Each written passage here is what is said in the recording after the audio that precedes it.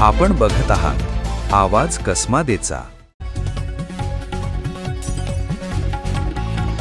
बागलाण तालुक्यासाठी धक्कादायक बातमी। कळवण तालुक्यातील डाकसौंदाने जायबारी परिसरात झालेल्या भीषण ट्रॅक्टर अपघातात बागलाण तालुक्यातील जोरण गावातील 25 वर्षीय तरुणाचा दुर्दैवी मृत्यू झालाय।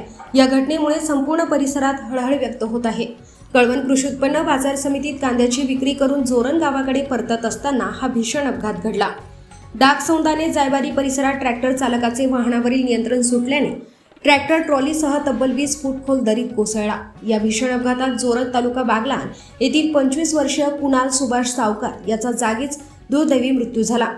घटनेची माहिती मिळताच ग्रामस्थ, नातेवाईक आणि पोलीस घटनास्थळी दाखल झाले। जेसीबीच्या साहाय्याने अपघातग्रस्त ट्रॅक्टर दरीतून बाहेर काढण्यात आला।